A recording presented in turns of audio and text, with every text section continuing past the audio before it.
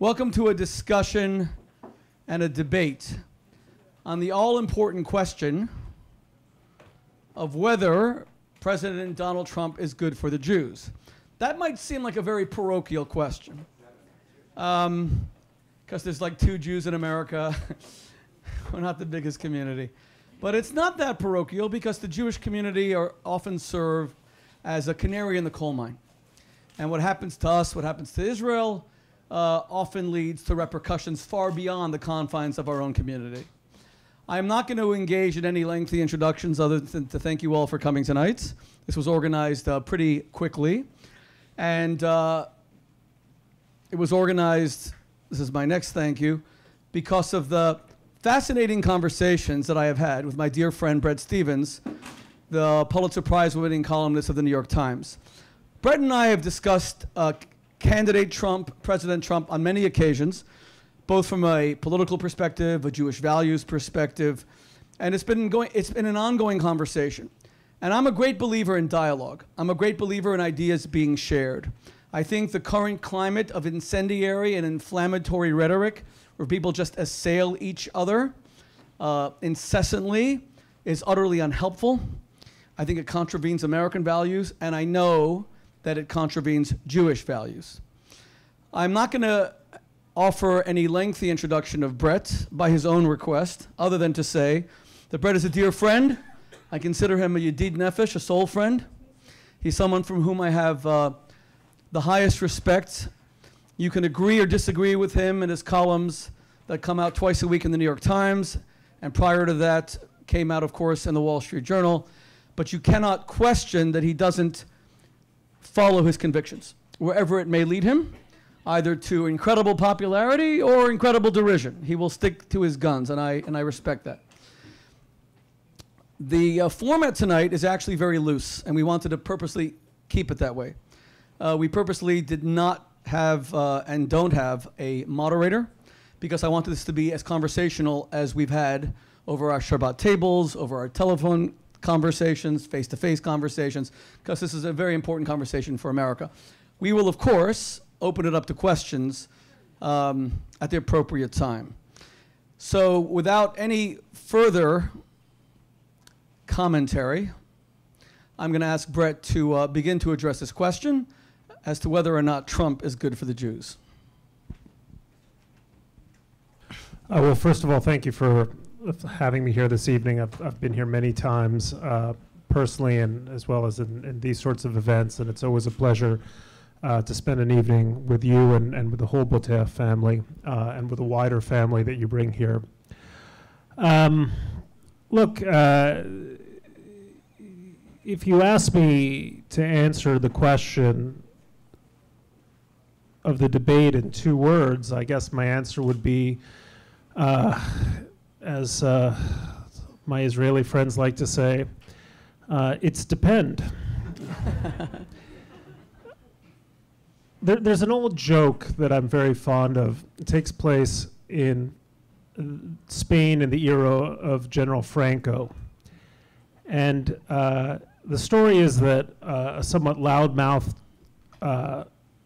American goes to Madrid, walks into a bar, and in the sort of insouciant, nonchalant way of Americans, he turns to the guy on the bar stool next to him and says, "What do you think of General Franco?"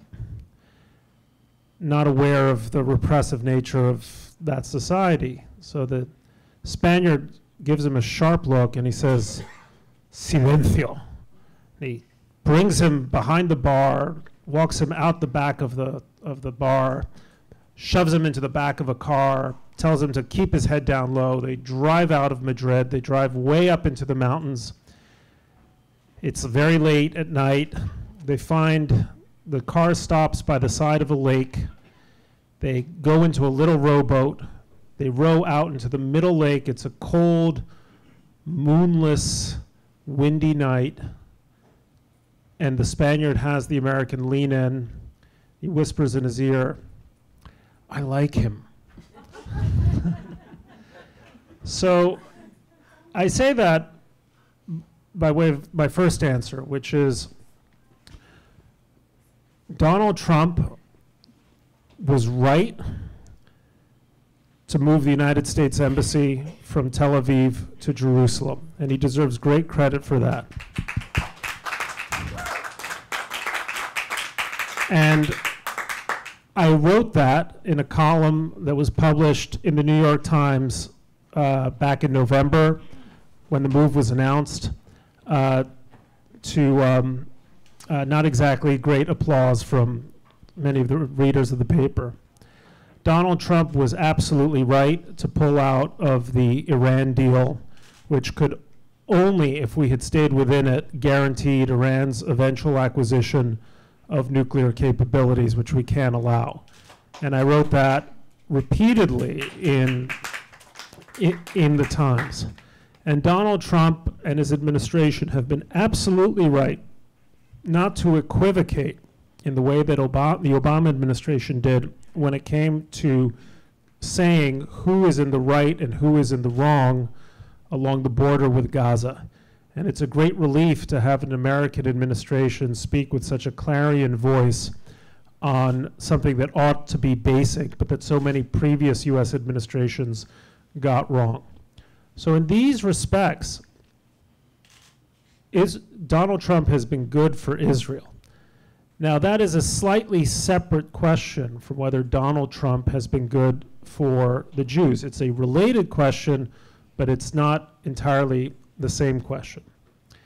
At the same time that all of this has been happening, and all of it, as I've said, I've publicly praised, a few other things have been happening. Number one, the United States has largely abdicated what ought to have been our role in Syria.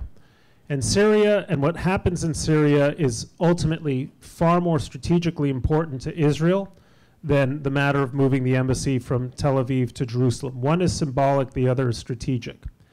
And if, as it seems now, we allow Bashar Assad to stay in power, we will be doing Israel no favors, because we will allow Iran to essentially acquire another colony and turn Syria into what they've turned Lebanon into.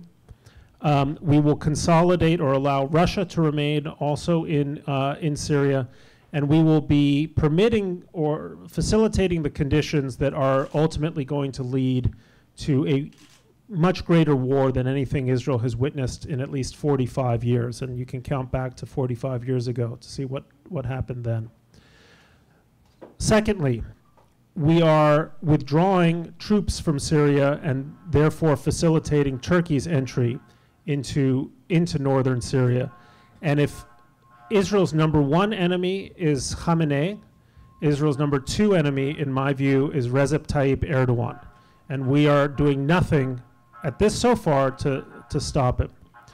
And then let me add a third point, which is less to do with Israel and more to do with the status of the Jews. I think there is only one political order in which Israel, as well as the Jewish people, have really thrived. Let me refine that comment. I'm speaking off the cuff, so sorry I'm not as eloquent as I ought to be. Number one, Israel came into being as a modern state, and Israel has thrived in the liberal international order that was devised by Harry Truman way back in 1947. Truman announces his famous Truman Doctrine in March of 47. The partition plan comes in November of 47. Israel's declared and recognized in May of 1948. And at the heart of that insight was the heart of that doctrine was Truman's insight that the United States could not simply conduct a transactional foreign policy, that the United States had to conduct essentially a values-driven foreign policy that was willing to make improbable bets on causes and countries because it was the right thing to do. Truman did that in West Berlin against the advice of some of his generals. He did it in Korea, and he did it with Israel. And all of those three bets turned out to be the three winningest bets of the entire Cold War. And Truman did that because he had a values-first foreign policy. Since we're at the World Values Network, it's important to underscore that. That's with respect to Israel. What about with respect to the Jews? Well, the second thing is Jews, I think, have only really thrived and are only really safe in the world when liberal values are the dominant prevalent values. And by liberal values, I don't mean Kamala Harris and Elizabeth Warren, okay? I mean liberal in the classic sense of respect for pluralism, emphasis on tolerance, emphasis on individual liberties, those panoply of values which are the DNA of what we call liberal democratic society. Now, the Trump administration, in a way that is similar to populist movements in Europe, like Marine Le Pen, the Vlaams Belang in Belgium, Geert Wilders in Holland, the AfD in Germany, the Northern League in Italy, Orban's party in Hungary, the party that's in power in Poland, and so on. Trump administration represents a substantial and dangerous regression from those values. I think the comments, the attitude of this administration towards immigration, Mexican immigration, Latin American immigration, is a scandal. You don't want to know something? In all of history, no Muslim terrorist has ever come across our border with Mexico. We've had one Muslim terrorist come across a land border, and that happened to be with Canada. Why aren't we building a wall with Canada? Now, this worries me because to be anti-immigrant strikes me as antithetical to the liberal values that have been so good for us as Jews. Had a Trump administration been in power in 1950, there's no way my mother, a displaced person with $7 and no means to support herself and no skills, would have ever been admitted into this country. And yet a generation later, her son is the elitist snob at the New York Times, paying many-fold in taxes what it cost the United States to bring us here. Each of you is one, maybe two generations away from some poor schlemiel who came from, like my grandfather, from Bessarabia or Galicia or one other country, and I bet they didn't come with PhDs and with great skills. I bet they didn't speak a word of English. I bet many Americans here thought of them as smelly Jews with Bolshevik politics. And in my case, many of them did have Bolshevik politics, I'm sorry to say. Thank God we didn't have that kind of political order when we were arriving in the 1890s and so on. This turn away from liberalism, and it's not just with respect to immigrants, it's with respect to attitude toward the media, it's with the coarsening and the assault on fundamental institutions of government, is in the long term, I believe, dangerous for the Jews. Because I am hard-pressed to think of illiberal orders in the past that haven't eventually turned on the Jews. And I'm hard-pressed to think of populist orders in the past that haven't eventually turned on the Jews. And so we engage this kind of politics, I think, at our peril. Now, he's the president. We want the best to happen, obviously, as Americans, and we want a good outcome. But I would just say to all of you who are tempted to say Trump's the best thing that's happened to the Jews, caveat emptor. Caveat emptor, because the style of politics that he is bringing with him in the long term has never paid dividends for us as a people, never mind for us as individuals. And I'll stop there. So we're both going to have opening statements, and then we'll make this more of a conversation. And I will attempt to address many of the points that you made. But I want to begin with something else. I actually want to begin with Judaism and Christianity and atheism. I've debated some of the world's leading atheists, like Richard Dawkins and the late Christopher Hitchens, who I considered a friend. You can see those debates on YouTube. But before their books, God is Not Great or The God Delusion, there was Bertrand Russell, arguably the greatest or the most famous British philosopher of the 20th century. And he wrote a powerful book called Why I Am Not a Christian. And he starts the book by saying, I am not a Christian because Christianity believes that you could be a moral person in an immoral world. His point is, as he goes on, that sainthood in Christianity, I'm not saying that he's correct, but he says that sainthood in Christianity is defined by character over contribution.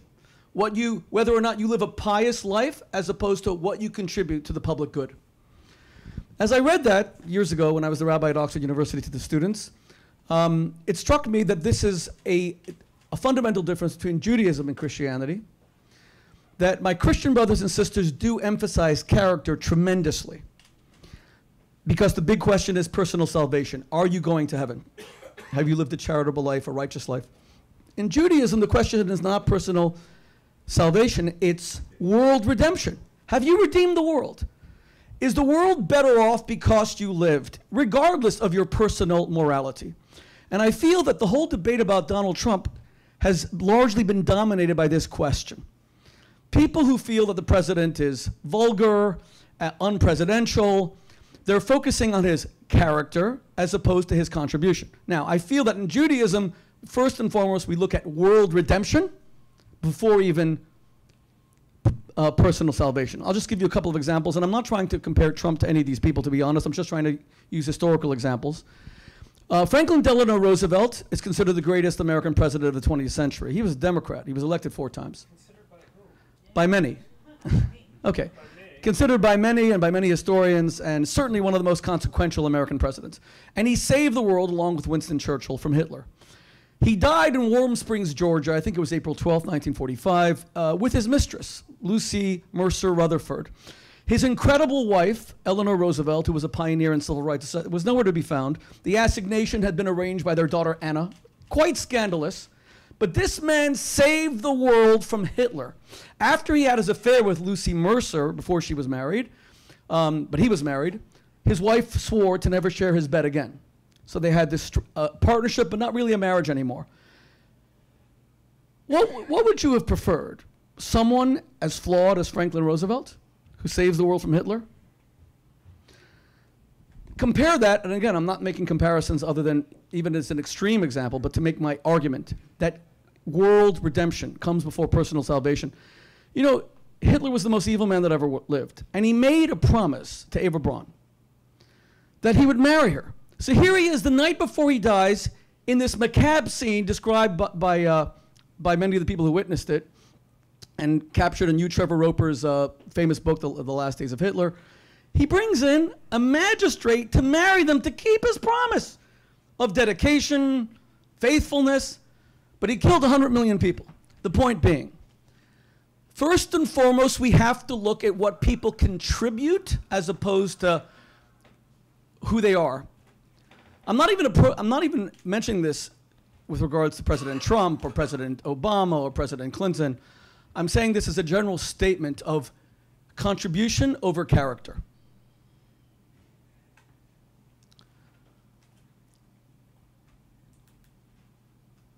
Because I don't look to politicians for my religious inspiration. I look to rabbis and priests and imams. I look to presidents. Presidents are politicians. I look to them, do they move the country forward or do they take the country backward? Are their policies righteous and just or not? So, for example, and this applies to the Jewish community because we're a nation of values, we're a light unto the nations. Bret brings up Syria. He's absolutely right.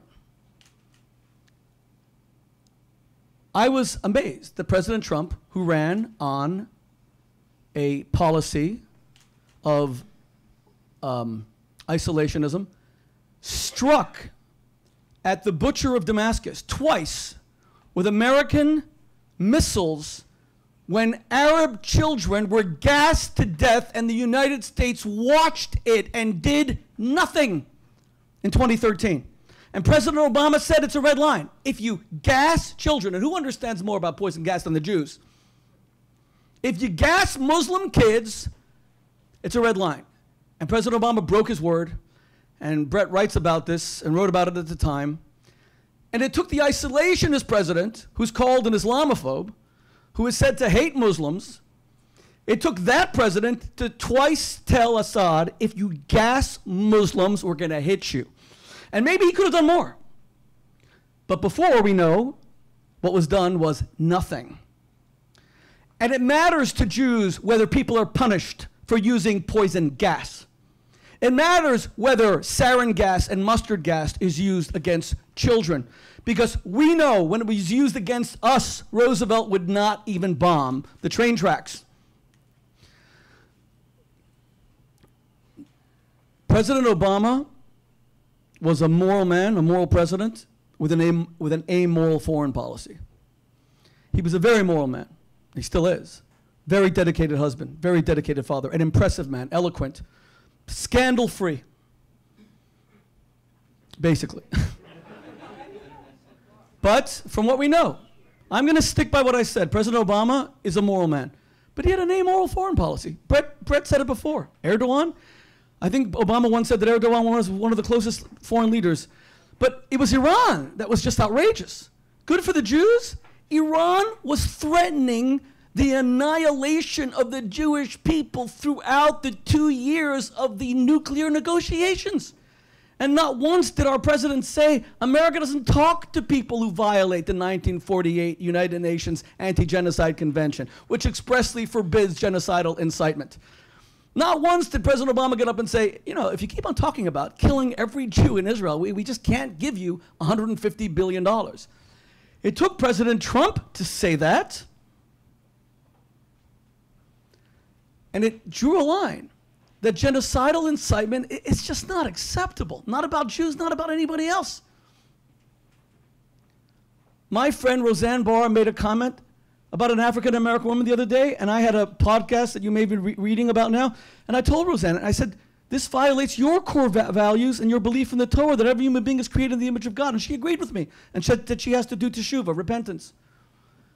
When you speak constantly about killing all the Jews, and we sign deals with you, which leads me, so Trump leaving the Iran nuclear deal was a statement of American morality, because Iran stones gays to death, because Iran, it hangs them from cranes. And I have a gay brother who wears a yarmulke, and it matters to me. And I just hosted Caitlyn Jenner, who gave her an award for supporting Israel.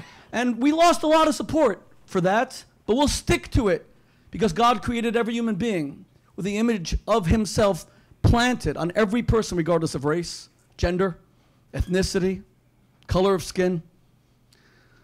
Which leads us to what Trump is doing at the UN. I mean, is there anyone that had any respect for the UN before Nikki Haley started finally saying that America is going to affirm and assert a moral foreign policy? You know, Foreign Policy magazine said that my support of my friend Samantha Power was critical in her confirmation. That's ridiculous. I'm a rabbi, I'm a father of 9 kids, but I did support Samantha tremendously. The reason why Jewish support was critical was that she had made comments in 2002 that were seen as very anti-Israel. And it might have been hard for President Obama to nominate her. Anyway, I supported her. And you know why I supported her? Because she was the foremost voice against genocide in the world. And I loved Elie Wiesel. You'll see a lot of ads around this room with Elie Wiesel. And I so loved Samantha for everything that she did to speak out against genocide before she joined the Obama administration. It was Bret who said that she compromised herself at the UN by doing nothing about Syria when an essential genocide of Sunni Muslims took place and is taking place under Assad. It took the Trump administration, as I said, to fire back at Syria, but also to start asserting basic morality at the UN, that Israel is a democracy. And the UN was not created by Franklin Roosevelt, whose brainchild it was, following the failure of the League of Nations. It wasn't created to condemn Israel. It wasn't created to condemn Israel like it did last week at the United Nations Human Rights Commission in Geneva. I was there with my family a few days before the vote took place. It wasn't created just to condemn Israel before the Obama administration left office, 2334, while these Muslim children were being gassed in Aleppo. You remember it, December 2016. And my friend Samantha Power is passing resolutions condemning Israeli condominiums in Shiloh and in Hebron while Arab children are being gassed to death. There's no morality in that. The Trump administration has been the first to speak out for Israel at the UN, to stop saying that there's going to be some sort of parity, that America is there equally balanced on both sides. No, no, no. I don't need America to support Israel because it's Jewish or even because it's an ally.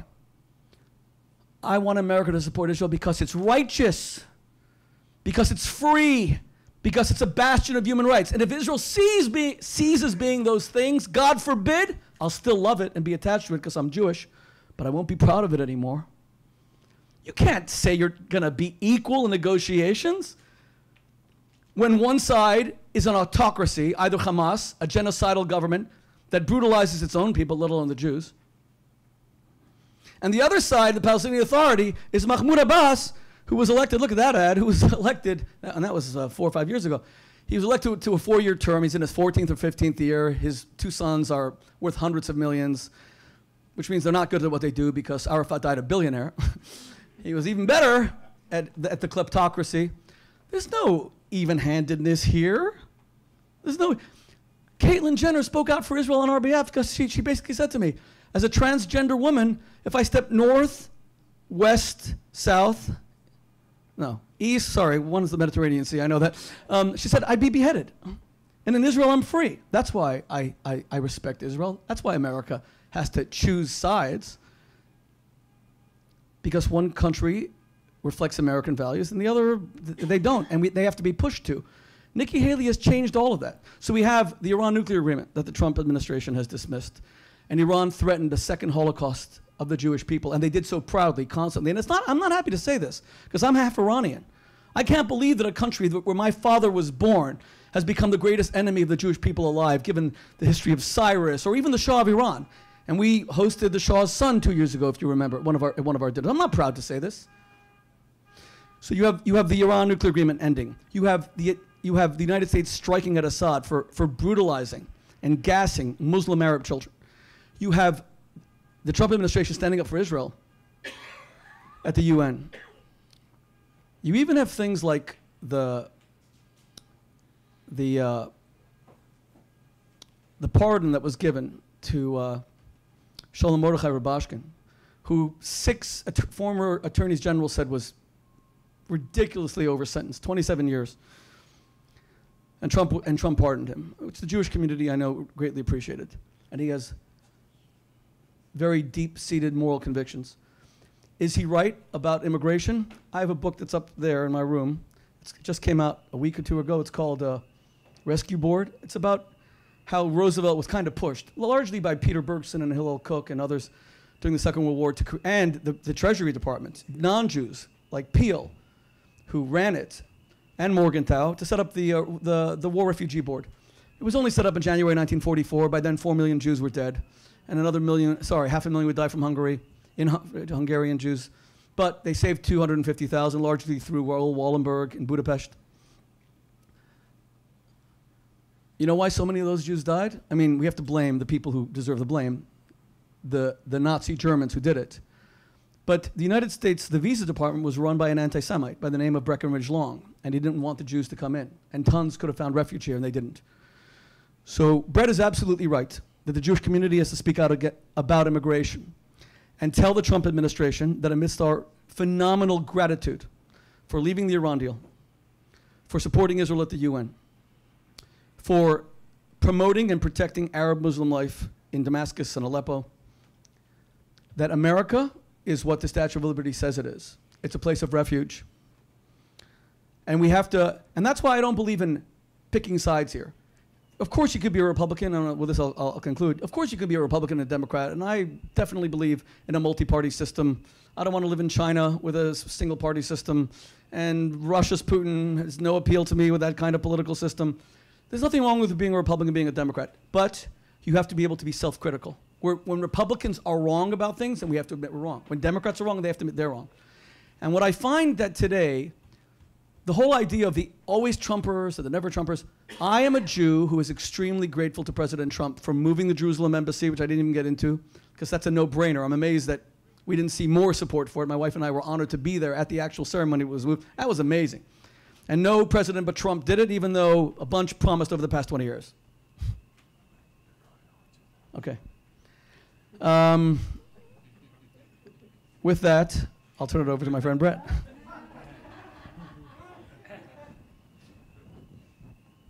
Look, I mean, sorry. we agree about a lot. I mean, I would add to the list of things I respect the administration for is Nikki Haley, who I think is the best single person in the entire administration.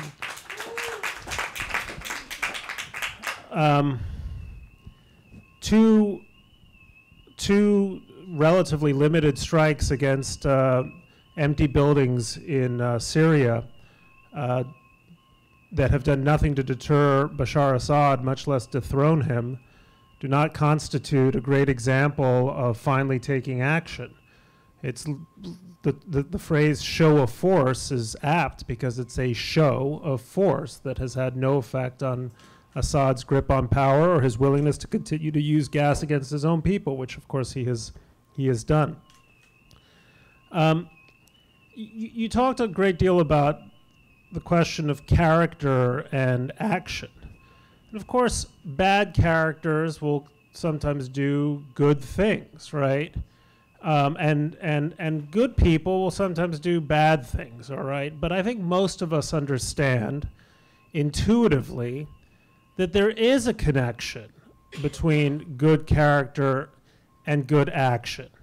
It's not always smooth, and you can find all sorts of instances, or direct, you can find all kinds of instances of one or the other.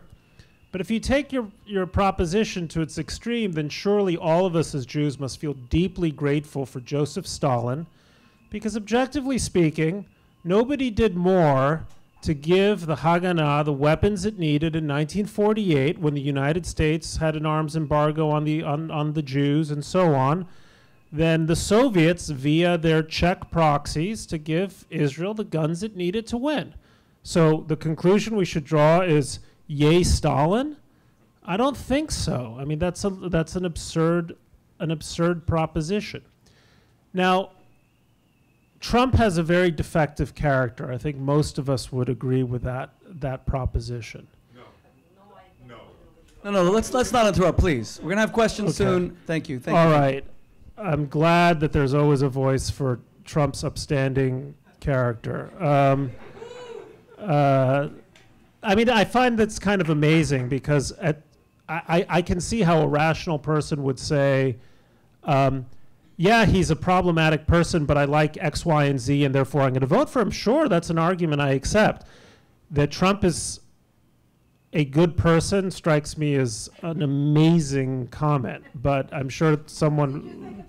Wait, please. I think Hillary was a terrible person. Okay. And I mean, the point is not to compare the two. The question is, Donald Trump, Stalin is worse and Genghis Khan was worse, but what do we think about Donald? Not what do we think about Donald versus Hillary. I'm sorry, this argument is so insipid. It just drives me bananas. Okay, the election is over. Trump is president. You can relax. You remind me of like the famous Jewish joke. The woman is on the train and she goes, ugh, am I thirsty? Am I thirsty? Am I thirsty? And the man is sitting next to her. He finally says, okay, lady, I'm going to go and get you some water. Woman takes the water. She says, ugh, was I thirsty? Was I thirsty? I was thirsty. You know, okay, the water has been had. Trump is president. We have to make some judgments about... Black jokes or just Jewish? Okay, come on. No, wait a second. No. Excuse me. Wait. This is ridiculous. Bret Stephens is one of the most important voices in the world for Israel and for a moral American foreign policy. He has my deepest respect. And he has my deepest gratitude for being here this evening, and we're going to show him respect. And I'm asking you, please.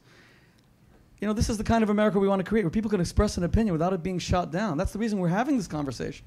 And these interruptions are just showing that we're not making progress. Please allow him to speak. Well, the interruptions tell me everything about the interrupter, but I'm trying to make the point that most of you in this room probably agree with, okay? Which is there is a connection, even if it's not always direct, between one's character and one's action.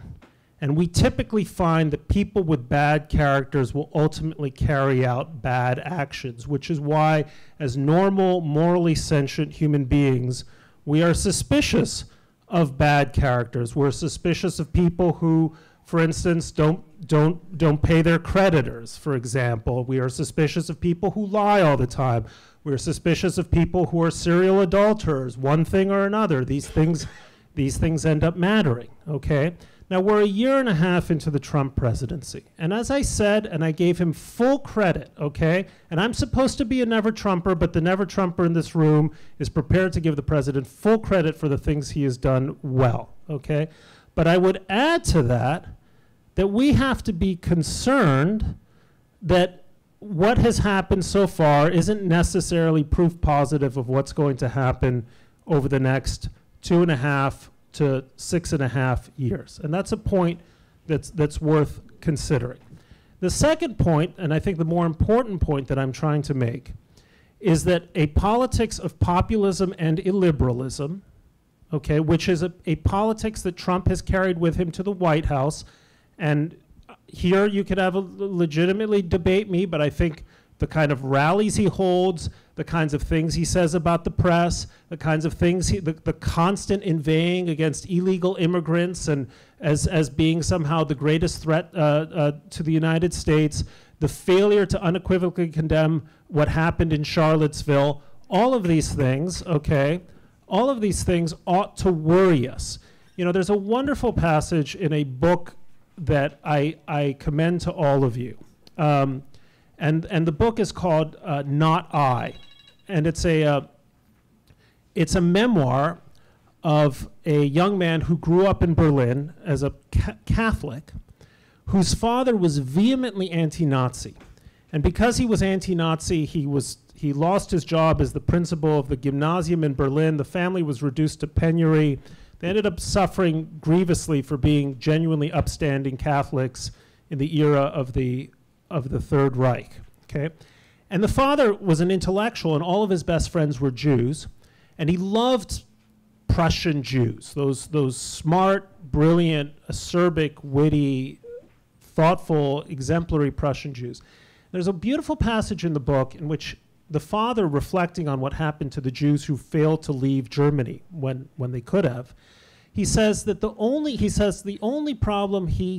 way he faulted the Jews was that having lived for so long in a relatively tolerant Berlin, they had, as he put it, lost their instinct for danger, which had been their salvation in previous times.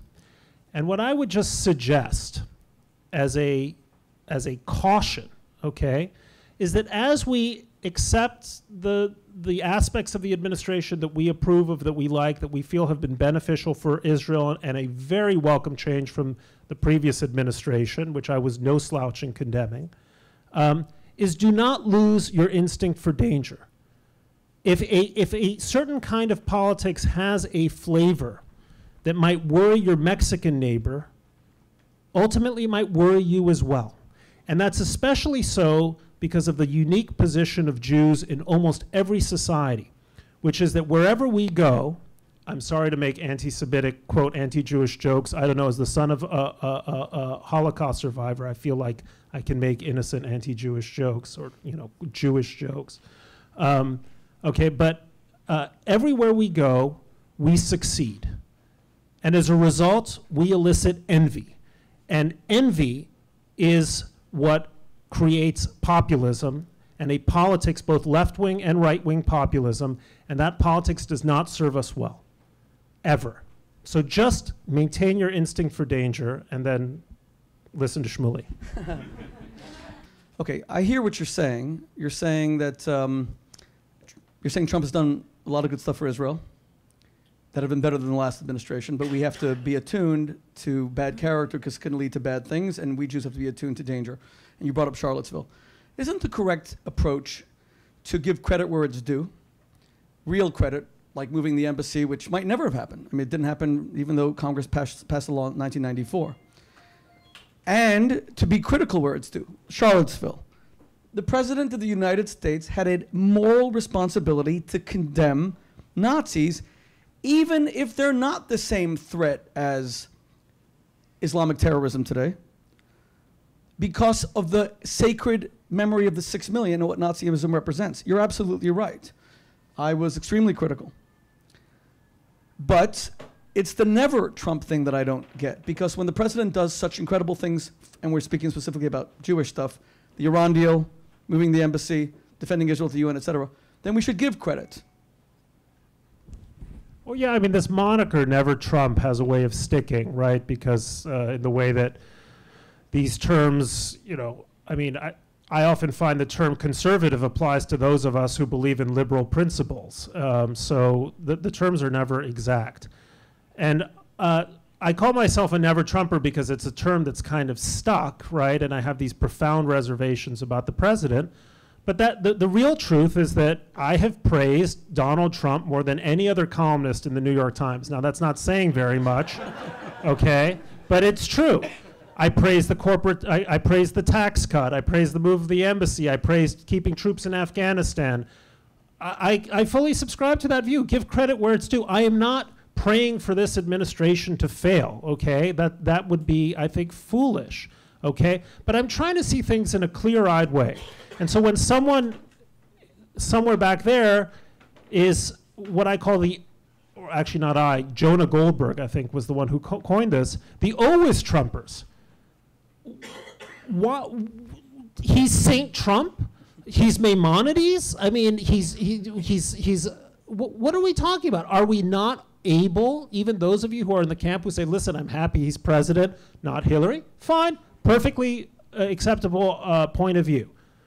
He's done various good things, perfectly acceptable point of view. You have to agree with him on every single thing he does? Can't we just be intelligent human beings who say, yeah, on balance, I'm for him, but boy, on X, Y, and Z, he's terrible? Okay, so we agree on that. Not the always Trumpers and not the never Trumpers, because we have to exercise, especially as a Jewish community, our values in making these determinations. But going also, I'm trying to address the points that you raised, that I raised. Going back to the character issue, which is a very important issue. You praised Truman, and he recognized Israel. Debbie and I have a very close friend by the name of Michael Benson. He's the president of Eastern Kentucky University. He was a Mormon student at Oxford when I was the rabbi there. And he wrote his PhD thesis on Truman's recognition of Israel, and he named his son Truman. He showed me 2 or 3 days ago a facsimile of Truman's recognition of Israel, I think whatever it was, 14 minutes after Ben-Gurion's proclamation. Someone here might know, 12 minutes. So he showed me a facsimile, and because it's in the Truman Library in Independence, Missouri. But Bret, we now know, going to the character issue, we now know that Truman was, in his heart, an anti-Semite. We know it because he wrote it. We know in his diary he called Jews the cruelest people he had ever met. He said no one has anything on the Jews for cruelty. But you know what? I don't care. He was a great man, and the Jewish community owes him a huge amount. Because what goes on in the heart of someone is not what I care about. I'm almost done. It's what they do. And let me use one more example. Richard Nixon, and Truman was a great president and a great friend of the Jewish people in Israel. Let me use another example. Let me need the, is it that? Okay. Tavachim is the other one. Let me give you one more example. Richard Nixon. Richard Nixon arguably Nixon might have done more for Israel than even Trump. Because when Israel was threatened with annihilation in the 1973 Yom Kippur War and was really running out of weapons and was losing the war, and you had a Jewish Secretary of State who believed that Israel should be bloodied a little bit so that they'd be more amenable to negotiations, and hundreds of soldiers died. Just a second, please. Nixon calls up Kissinger and says to him, did the airlift start? And Kissinger goes, this excuse, that excuse, and Nixon says, now! I said now. But we know from all those tapes, he didn't like Jews very much at all. I don't care, because it's not my business what goes on in a person's heart of hearts. Character is far less important. Bret is a brilliant mind and an incredible writer. I love reading his columns, and all of you should read them. There's almost no one who can write like him. So I accept your argument. You can't take it to an extreme like Stalin, who was the second biggest murderer in all human history after Mao. But I use an extreme example. Fair enough. We're trying to make our points. But my major point is, we elect presidents and senators and congressmen. They're politicians. We elect them for policy. As far as moral inspiration, I want to look to the Pope, the Lubavitcher Rebbe, priests. Well, if you look at someone like,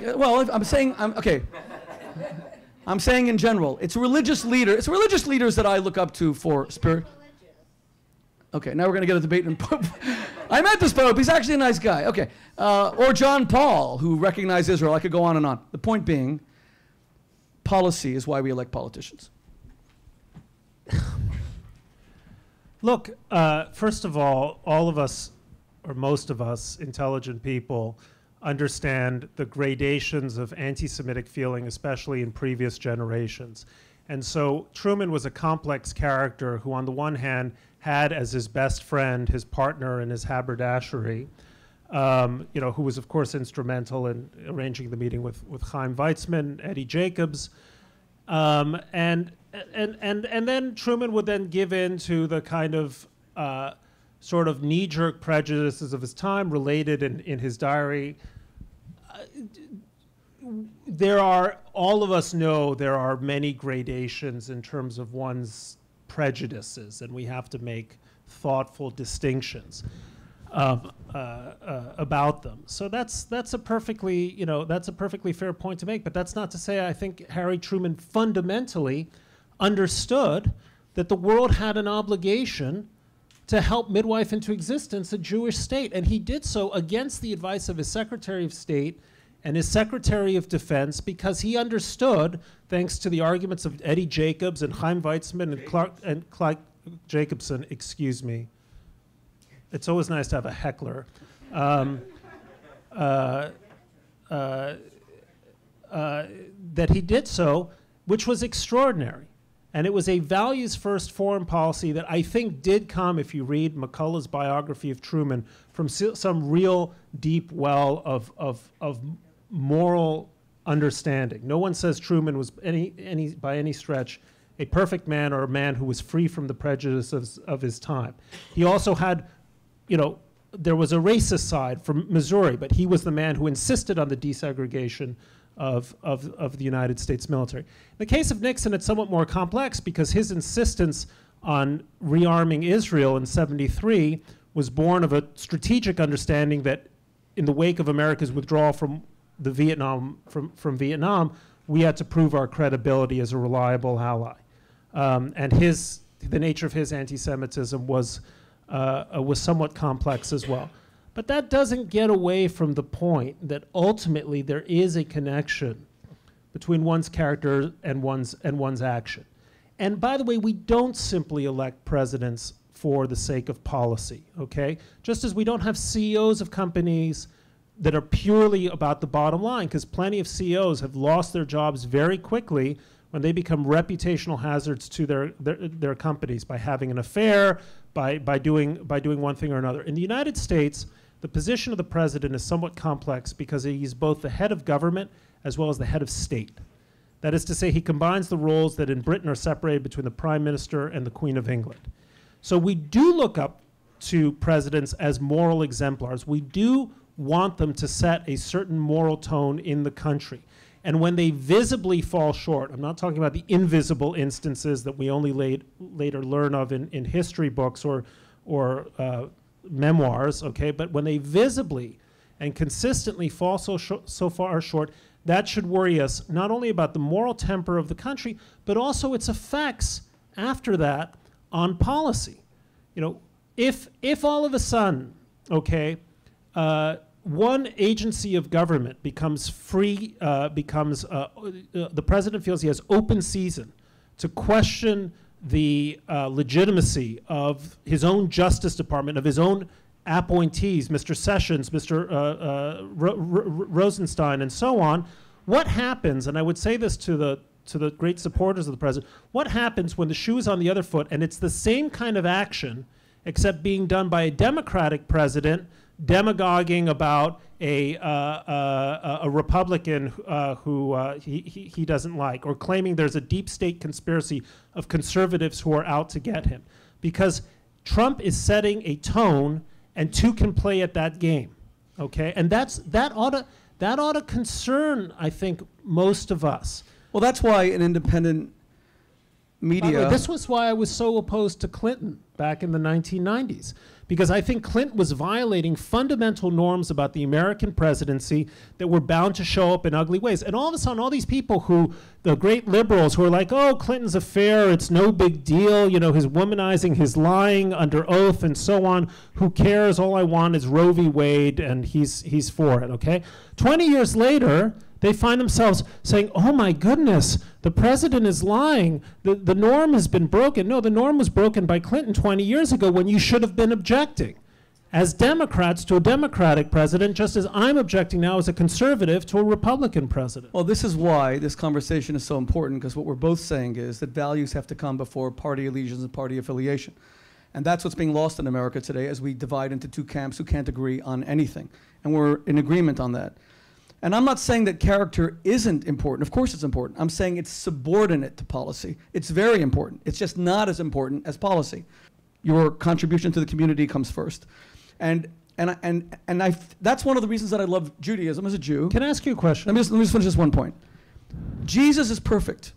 And there's nothing in the New Testament that you can criticize about him. He's the Prince of Peace, and the Sermon on the Mount is beautiful and inspiring. And in the Hebrew Bible, we don't have figures like that. They're all flawed in some way. There's no divine figure. Abraham is criticized severely for some of the interactions with Sarah and with Ishmael, and Isaac with Esau, and before we even get into Jacob favoring Joseph, or King David, who's the father of the Messiah. And why are all these people so flawed in our religion? Because the message of Judaism is that righteousness is not found in perfection. Righteousness is found in struggle, in moral struggle. I'm not going to defend the things about Donald Trump that are indefensible, because then that would compromise my values. But on this question of whether he's been good for the Jews, some of the things that we have struggled with, Bret, so much of the past few years, Israel being demonized without a voice, that's changing suddenly. Iran, hegemony over the Middle East, someone's finally standing up to them, like Mike Pompeo. Assad, of course Trump should do more in Syria. I agree with you. But Obama did nothing at all. And Samantha Power did nothing at all. So, the final thing is just about Jerusalem, the recognition of Jerusalem in the embassy. I mean, this law passed by both parties, Democrats and Republicans, in 1994 was a joke. You can't pass congressional law that was never meant to be implemented, because every president can implement a national security waiver that turned out to be a farce. The national security waiver was that if America recognizes Jerusalem as its capital, the Middle East is going to be a tinderbox, there's going to be nuclear Armageddon. And you know what happened? Nothing. No, I'm not going to say that, because it is tragic that Hamas sent some of its youth and terrorists to die just to ruin that day. And I'm saddened by the loss of any Arab life, because they're created equally in the image of God. And it's horrible when Arab leaders send their youth to die just to shame Israel for 4 days. And some of the best, maybe the best column of all written on that, Hamas's riots on the border the day of the embassy move, was written by Bret Stephens in the New York Times. That was one of the best columns you ever wrote. You defended Israel like no other. So I just feel it's about values, and a lot of people look up to you because you're a values exponent. And I look up to you for that reason. Well, this is all the more reason why, especially an organization called the World Values Network, should put values at the center of its to the extent that you have politics. I mean, I agree. Someone just said this is getting circuitous here. Maybe we should take questions. So yeah, should we just take questions? Sure. Okay. I'll begin with this young woman. Go ahead, please, because you were so nice before with when we needed a seat. Thank you. I'm wondering what you think the perception among young Jews of Trump is doing to our future support among American youth for the state of Israel, because a lot of my peers feel like I don't like what Trump says. Trump really likes Israel. I'm not going to like Israel. I think that's an excellent point. I think there's very little I can add to a question that's really a very astute observation, which is there is a degree to which the association of Trump and as the Mr. Pro-Israel, the fact that not a single Democrat was invited to the Jerusalem embassy opening is real, or at least was not present. That's really problematic. That's really problematic. Just a second, everyone. Please let him speak. Please. Okay. We're going to try to get through as many questions as possible. Thank you. You know, when I grew up as a conservative, it was the 1980s. Ronald Reagan was president. And in a visceral way, I could just, never mind that someone told me that tax cuts are, my dad, you know, tax cuts are great, we got to stand up to the Soviets. You felt proud of your association because he seemed to embody values that transcended the question of policy.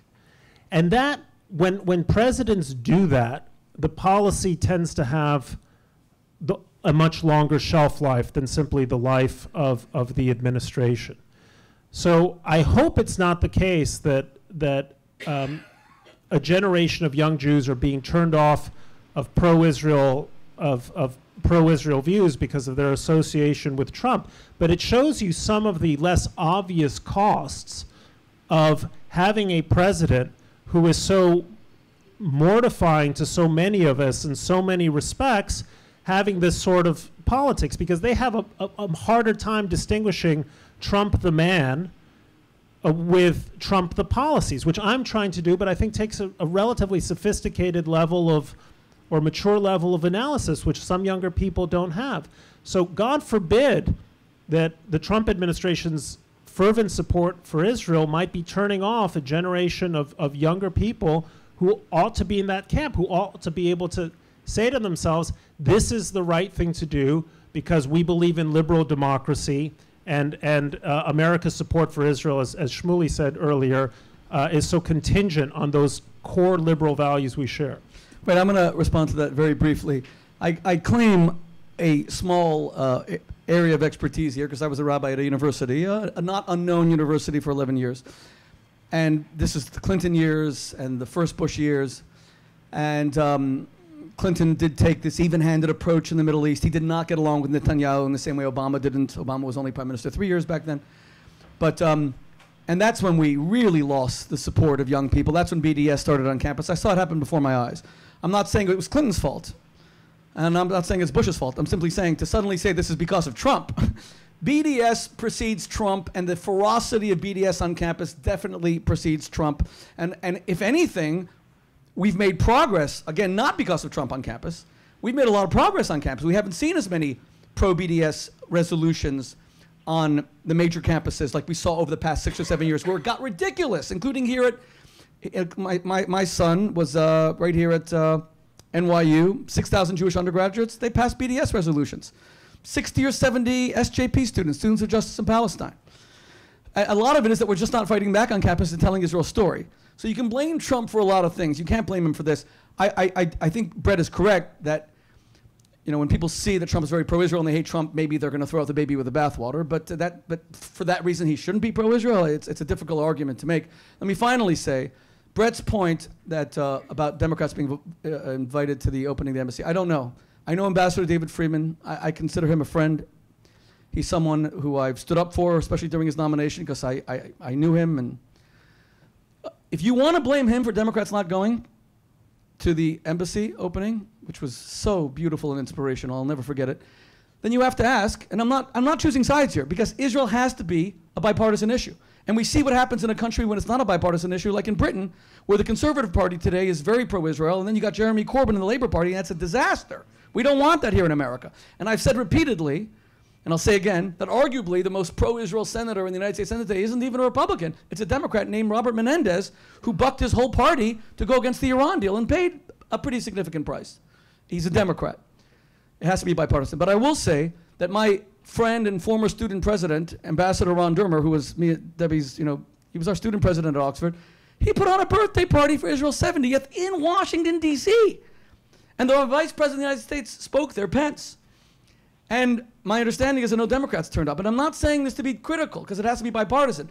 But that wasn't even traveling across the world. That was in Washington. So sometimes people also have to make the effort. And he, by the way, invited everybody.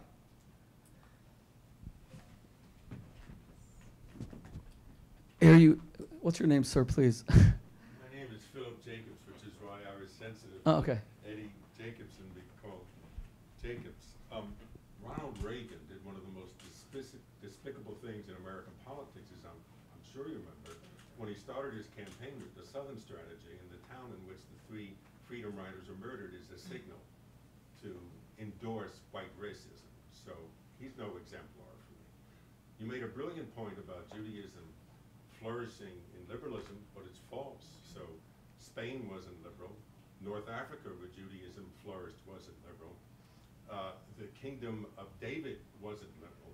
So maybe in some recent memory, you might say that, but it's not true that the Jewish people have flourished in liberalism. They've flourished in many different situations. Well, what I'm surprised you got, and by the way, when I first walked in and I saw the love between you guys, I'm saying, wow, I felt bad, because I can't have this conversation with people. And then I realized it's unreal. And I must say it's unreal because Mr. Stevens called President Trump mentally ill. Then he retweeted the tweet. I didn't say that. Then I'll stand corrected. I thought I saw a tweet that said he had a narcissistic personality disorder. So I'll stand corrected if it's not true. So Steve Bannon had a brilliant interview with Fareed Zakaria where he said, it's not bad. We're at each other's throats. It's good. We're trying to resolve something. The soul of America is at stake. I wish there was a liberal party that I could feel confident in running this country. It's gone. I don't know where it is. I know there's a fascist, ultra-leftist who vilifies Israel on campus like it's the worst thing. Is there a question? Yeah, the question is, where is the liberalism that you think is so good for us that is going to come up with the alternative that's better than Trump? The most important question is, when you have the real world and he's there, where is the liberal Okay, hope? thank you for the question. Thank you very much.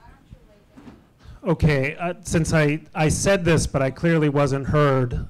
Okay, when I speak of liberalism, I do not mean liberalism in the contemporary American sense of left-wing politics. I thought I was explicit. I thought most of you heard me, but maybe my microphone didn't reach to the middle of the room. Okay, what I mean by liberalism, okay, is liberalism in the sense that was handed down to us by the founders, by John Stuart Mill, that was articulated by people like Karl Popper in books like Open Society, the belief in a certain set of values to which, until not so long ago, both the Republican and Democratic Party broadly subscribed.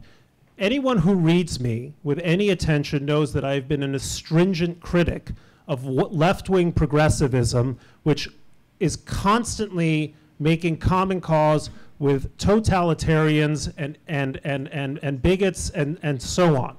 And any fair reading of more than 16 years of columns that I've been reading from my time at the Jerusalem Post makes that perfectly clear.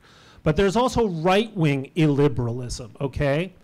And that right-wing illiberalism is xenophobic, anti-immigrant, traffics in racist dog whistles, says benign things about people like David Duke, and so on. And we as Jews know perfectly well that we have to be worried about the right-wing illiberalism just as much as we have to be worried about the left-wing illiberalism. They threaten us both. Now, of course, Jews did not flourish, okay, in the liberal politics of 13th century Spain because there was no such thing as liberal politics in 13th century Spain, much less in the kingdom of David. So these historical analogies are preposterous, although we didn't do so well after 1492 and the Reconquista. Where we did somewhat better is in the somewhat more liberal politics of places like Holland after during the 17th century. And we flourished under the banner that's so beautifully articulated in that letter of George Washington to the Truro Synagogue in Rhode Island, to persecution, no assistance, okay? That is the liberal politics I am speaking of. I hope I've made myself reasonably clear on this point. Now, there is a wave of illiberal politics that is coming to office democratically. Marine Le Pen is an illiberal politician. She does not believe in the foundational concepts of a liberal political order. She's not conservative. In many ways, she's very left-wing in some of her economic attitudes, okay? But her politics don't fall within the spectrum of liberal and conservative as we have usually known them here in the United States or places like Britain and Canada. Her politics fall on the spectrum of liberal versus illiberal, and she's illiberal. Okay, this is the child, the heir to a party that said that the Holocaust was a detail of history. In Germany, there's a new party that's strongly anti-immigrant, and a lot of Jews might be tempted to say, hey, this is a good party for us because all these Muslim immigrants bode very ill for Jewish life in Germany. And yet one of the spokesmen of that party just called in the last week, said that the 12 years of the Third Reich were, and I'm quoting, just some bird shit in the otherwise glorious 1,000-year history of Germany. And this is a party that now occupies 96 seats in the Bundestag, is the third largest party in Germany. That should worry us. You have someone, so this is happening on the right as well as the left. Jeremy Corbyn, I've written about him as well. So the point I'm simply trying to make is not that I am a supporter of the Bernie Sanders wing of the Democratic Party, which worries me a great deal, and which I've spilled plenty of ink criticizing. It's that we have to be alert to dangers on both sides and not think that just because we hate the left for X, Y, and Z reason shouldn't mean we can't be on our guard against the right when they do and say certain things. That's my point. But I will say, since you mentioned Poland, or we could talk about even Hungary, the Polish government is very pro-Israel relative to Europe. But they passed this Holocaust law. I was given the opportunity to discuss the Holocaust law with the Prime Minister of Poland. And they support Israel at the UN, and they support Israel at the EU, but they passed the Holocaust law. Jews can walk around Warsaw or Krakow with a yarmulke without fear, and I do all the time. But we were just told that in Berlin, you can't walk around with a yarmulke. Or Paris, where I just was. My wife and I were there, and my wife was wearing a Star of David just recently, and the woman who was selling us a ticket to a museum told her to tuck it away lest she be attacked. So all these are very complex issues, and I agree with Bret that they're nuanced. And I wish we could devote an entire evening just to examine this phenomenon. But I do have to address one thing before we move to the next question, that is, I have thanked Steve Bannon for his, you mentioned him, for a strong support of Israel. And even Breitbart, and I write for Breitbart, they opened an outlet in Jerusalem to support Israel. Where they're wrong on dog whistles, they have to be called out. Where they support Israel, they have to be supported. We cannot say that support for Israel allows us to overlook things that will compromise our values. But Bannon has been strong on Israel, but I disagree. If he did say that it doesn't matter how we speak to each other. Jewish values are such that we have to preserve the dignity of the other at all times, and that's critical. It's one of the reasons we're having this conversation. Because just a moment. It's an important dialogue. You spoke very eloquently in your, that's why I didn't stop you, even though people were saying there wasn't a question. You spoke very eloquently and with knowledge, and I appreciate that. Conversations like this are critical. If you see a love fest between me and Bret, we disagree on so much, but he's a good man, and he's wise, and he'll come before an audience, whether agreeable or hostile, and he'll stand by his convictions. And that means something. It means something to me. We have to have more conversations like this and not be angry and not assail each other. For God's sake, I don't even understand. And by the way, I'm not going to get into it deeply, but only because, like I said, it's in the news a little bit. I've known Roseanne Barr for 20 years. You can love her politics, hate her politics, love her antics, dislike them completely. But I've never heard racism from her. So when this tweet came out, I said to her, Roseanne, you love the Torah, you speak about Torah, you have to repent and make it right. Because no matter what happened or the reason, you violated your own values. These are our values of civility, of decency, of giving each other dignity. That's what the Torah is. And Bret may not be an Orthodox Jew in the most literal sense, but he's a very committed Jew and one of the best known Jews, you know, in the literary world today. So I respectfully say that we have to speak to each other respectfully. Next question, please. Go ahead, please. First, I want to ask you, when press addresses Trump's mental condition, do they know about Goldwater Rule? Do you? Yes. Okay. So here's the copy of Goldwater Rule. And every time I listen to liberal press, they make those psychiatric evaluations which have nothing to do with reality. I read some of your columns, and you refer to Trump on the level of psychiatrist, not on the level of reporter. So my first question is why? But before we proceed, I want to do a couple of corrections. Shmuley said there was Bergson and Hillel Cook. It was the same person. Right, same person. There were not two people.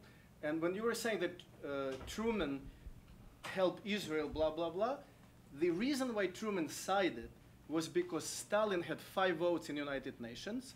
And because of that, Truman was afraid there'll be another Soviet base where like Israelis were more like Soviets than like capitalists. So there was like much more of an ulterior motive in that behavior. It's just little observation. Now, but the main question to you is this.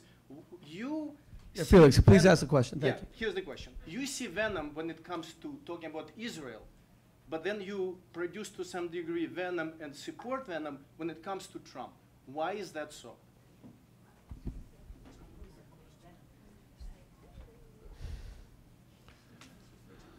Look, first of all, I'm a columnist. You describe me as a reporter. Since you want to be punctilious, there's an important difference. I am paid by the New York Times to offer an opinion, okay? Now, it is normal, without getting into exact psychiatric questions, to often comment on the president's state of mind. And by the way, the Goldwater rule applies to psychiatrists. It doesn't apply to me. I'm free to say whatever I please. So if the president goes on rants that strike me as unhinged, I'm well within my rights as a columnist to say that, okay?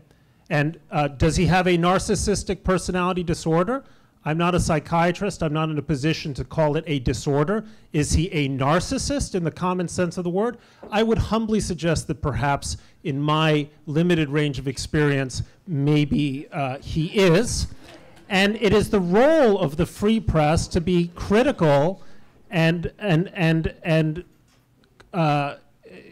forceful in speaking out against policies or behavior from. Honest. You see, Wait, Felix, Excuse me. Felix, let him finish, please. but the honesty should be. But Felix, you asked him a question. Excuse me, You have to give him a response. I am 100% honest, okay? When you read my opinion, it is exactly what I think, okay?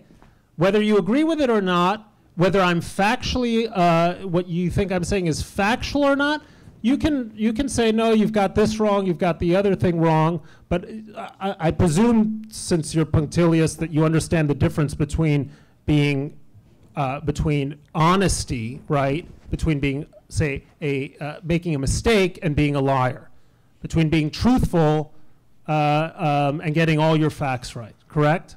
Charges, which everybody uses against Trump, was a fabricated story. And everybody Okay. repeats it, even you. Okay, So, anyway. okay. By the way, Felix, I think, is the only other person in this room who's ever debated me, right? We debated atheism. Okay, and you lost. Oh, kidding. It was a draw. It was a draw. It was a draw.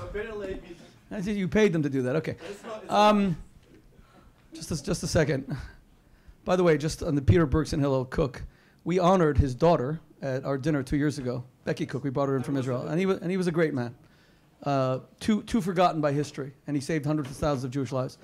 We have a woman here that would like to ask a question. Yeah, hi.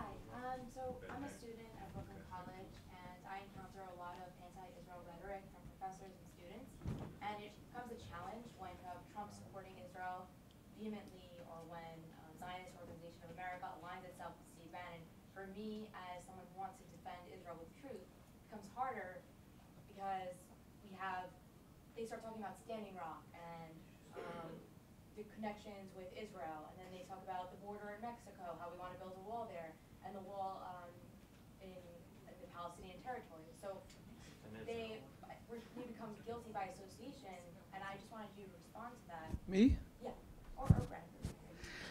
How did you find out about tonight's event? I found out, well, I'm always looking up events. Okay. But on Facebook, yeah. Let me have Brett will have a crack at it, then I'll respond. Similar to the question we heard before. Yeah, I mean, it's corresponds with the question from woman on my left. Look, there's a huge difference between the security fence separating Israel from the Palestinian territories and the effort to build a wall with Mexico. Mexicans aren't coming in here to try to infiltrate our cities so they can kill you. They're coming in here so that they can work, contribute to the economy, hopefully one day participate in this society. And all of us depend on them in innumerable ways that so few of us, some, and especially I would say some supporters of the president, bother to count. But the American economy would be in a bad way if we didn't have the contributions of Mexicans here.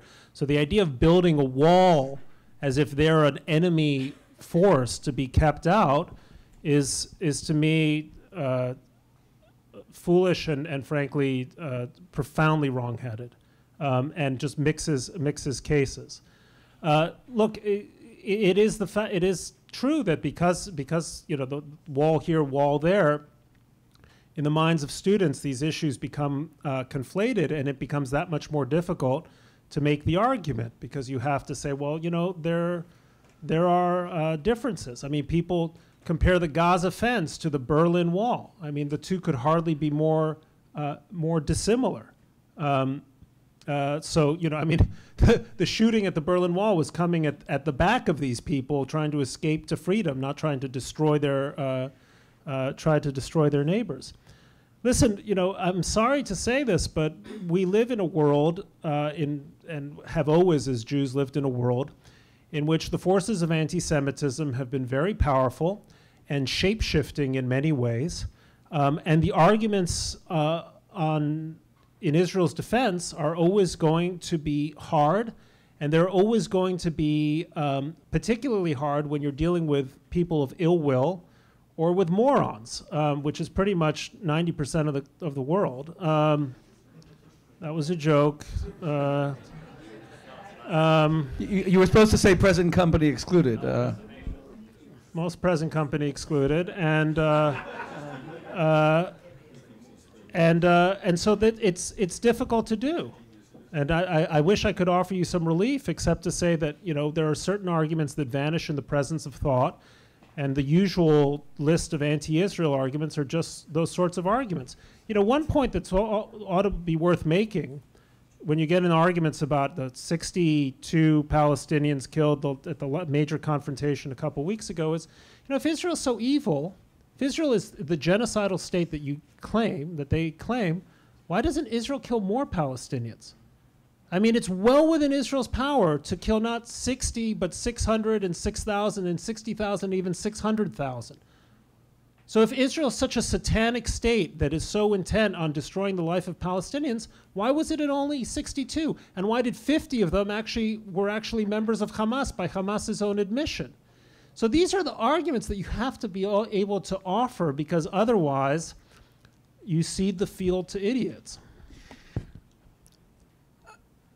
Israel is definitely losing the information wars on campus. But I do not attribute it to anti-Semitism, even if that's what's motivating it, because I feel it's too convenient. It's a cop-out on our part. It basically makes the argument that people have some DNA orientation towards rejecting Israel and Judaism, as opposed to pointing the finger at us and say that we have failed to communicate. And we have absolutely failed to communicate. When I was a rabbi at Oxford University, I started saying the beginning of the Israel wars. I say started because in 1988, Arafat recognized Israel. And that allowed PLO representatives to be invited to the Western campuses. It was no longer really only a terror organization.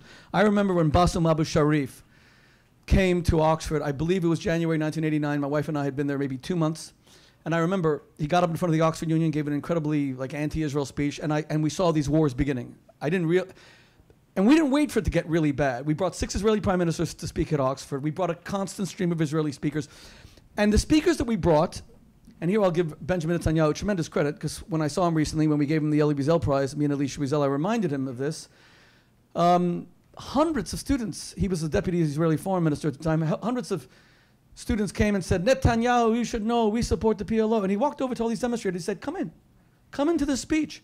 Ask questions, debate me, I'll whatever it takes. They actually did. And We're not bringing enough speakers. We're not engaging. We're not fighting back. We don't understand that this is a battle. And since we're talking about liberalism and conservatism, I'm a rabbi who spent a lot of time, most of his life, in liberal circles because of academia and media, which tend to veer more liberal. And I think there's one flaw about liberalism that I have told my friends who consider themselves liberals or progressives, and it's a failure to hate evil.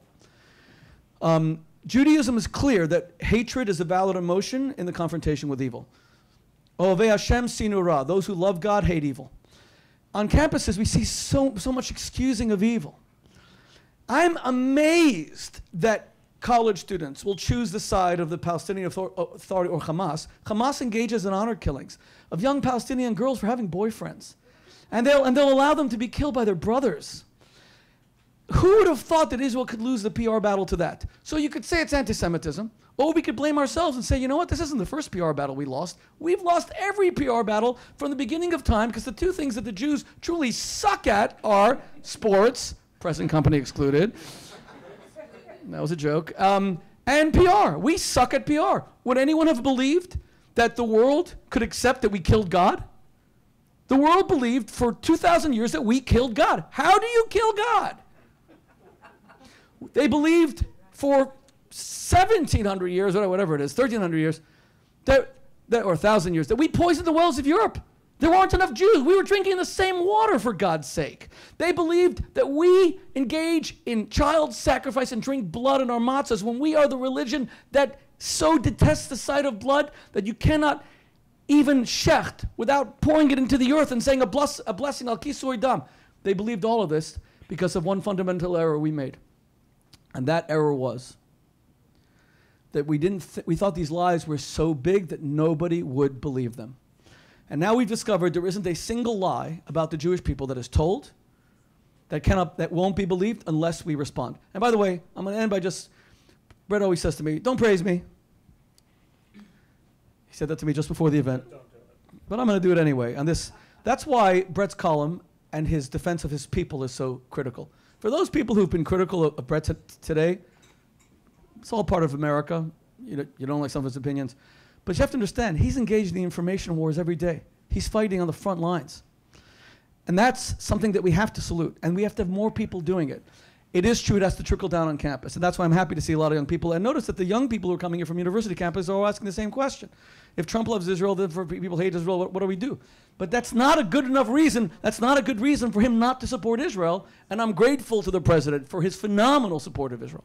Respectfully, Rabbi, when he says things against Haiti or against Mexicans and then supports Israel, it makes Israel supporters look like we're also prejudiced. Yeah, but with all due respect, but as I said before, forgive me because I don't want one thing to dominate, but with all due respect, when President Obama took a much more equivocal approach to Israel, I told you BDS went through the roof, and what we're seeing at the UN, and it's not trickling down on campus, I don't know why, is that countries that used to really shun Israel are kind of saying to themselves, you know, if we treat Israel like garbage, we may have a really bad relationship with the United States, which is the world's sole superpower and they're kind of shifting their views a little bit.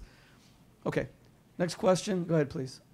Thank you. I actually have a question for Rabbi Bret. I think we should lay off Bret. I'm actually a fan of his, and I'm unfortunately sad to say that I'm probably one of the most center-left people in this room, so bear with me. I have actually a concern about when President Trump met with Russian Foreign Minister Lavrov and Ambassador Kislyak, and he gave Israeli highly classified sensitive material that revealed sources and methods of intelligence gathering to one of Iran's best friends. With that in mind, isn't that a greater strategic risk for Israel and the Jewish people as a whole, as opposed to something purely symbolic like moving the embassy, which I personally supported as well?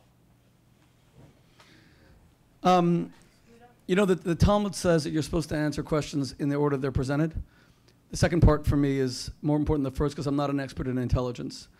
I did hear that story. I don't know what was revealed. My understanding is what was revealed is that Israel had a source in ISIS that they were going to use like bombs and, was it suitcases or something? I can't remember. Laptops, and suddenly there was a worldwide ban on laptops. I guess it's for Israel to decide the depth of that security breach. And Israel was asked about it, and I remember Netanyahu was asked about it, and either because they didn't feel the breach was so great, or they thought it was really great, but they didn't want to alienate the President of the United States, they said that it wasn't so great. So I just don't have the information to respond to your question with more than that. I lack the information. As to your point that the embassy was symbolic, you know, some Israelis would agree with you. It was interesting that American Jews seemed very enthusiastic about moving the embassy, and Israeli Jews also were enthusiastic, but not as enthusiastic as American Jews. Was it because they saw it? Sorry, I can't see you, so forgive me if I'm. Is it because they saw it as symbolic? No, I think it's because, you know, for Israelis, they know that Jerusalem's their capital. But for us American Jews, you know, you're talking about America's, Israel's foremost ally. The denigration of an ally by not recognizing their capital, let alone the battle over Jerusalem, which is more than just symbols, and the Jewish holy places. And, you know, I will tell you, if you don't mind, just by way of analogy, we took Dr. Oz to Israel. He's Muslim, great friend of the Jewish people, and arguably the world's most famous doctor, you know, big show on TV, and a very good man. And so he goes up to the Temple Mount, and his wife is Christian. She's also a celebrity, Lisa Oz. And they didn't let her up on the Temple Mount because she was Christian. And I remember Lisa turning to me afterward, and I said, look, I can also barely go. Jews are allowed at certain times, but from one gate, and it could create all kinds of issues. And she kind of said to me, you know, now I understand more about the conflict, seeing that. These aren't symbols. Whether or not Jews can go to holy places, Muslims can go to holy places, these are very important. Israel has preserved the status of these holy places, even though they conquered the Temple Mount. So it's more than just symbolic. And by the way, can I also finally say, if you don't mind, since I'm you know, the Israel wars that I entered into in Oxford, I did because they were kind of necessary. But my real passion was keeping marriages together. I've written a lot of books on marriage. In fact, my newest book is written with Pamela Anderson. It's called Lust for Love. It came out last week. Make love, not war. I'd rather be focused on that. But I say this because, you know, as a marriage counselor, you discover that symbols are very, very important. Whether people are demonstrative with their love, whether people are proud to call themselves married. Symbols are kind of what govern life. So even if it was only a symbol, it's very, very relevant. But I actually think it's much more than that. But I appreciate the question. Hey, just a long-time reader of you, as a long-time reader of the New York Times. How fantastic your job is done. You know how much pressure you must get, and you just to be so intelligent and well-written, and to express the views of so many people. And you know, I just want you to know we really appreciate it. Thank you. You know, it's very sweet of you to say. I'm supposed to say, what's the question? Anyway. No, it's a joke. That was a joke. It's a very gracious comment, and you know, as a columnist, you're supposed to offer a strong clarion opinion once, or in my case, twice, sometimes more often a week. And we're doing our very best to try to be sort of thoughtful tribunes, thoughtful people, but you know, it's a human enterprise, and we often will make mistakes, like for instance, Jacobs or Jacobson, a momentary lapse, which some people choose to turn into a personal insult, and then. No doubt this is no, it was just obnoxious, and it's part of the problem. It's part of the problem that we have. Please. Part of the problem that we have here, which is there's so little by way of ordinary give these days in the way in which we talk to one another. You know, I had when I was editor-in-chief of the Jerusalem Post, I had a columnist with whom you could not agree with her only 90% of the time. If you disagreed on 10%, she thought you were an idiot and a traitor. And I always remember thinking, well, why not just agree on the 90% or even 80%? Or hey, you know, I'll take 51%, okay? And that's how we talk to one another, how we ought to talk to one another. I don't know what's happened in the last few years that so many people, and maybe it's the effects of Twitter and social media, that so many people just feel like if you've ever disagreed with them on one point, you're dead to them. you're an idiot, you're an imbecile. If you've made a single factual mistake, therefore you're dishonest, you're never to be trusted. And you know what?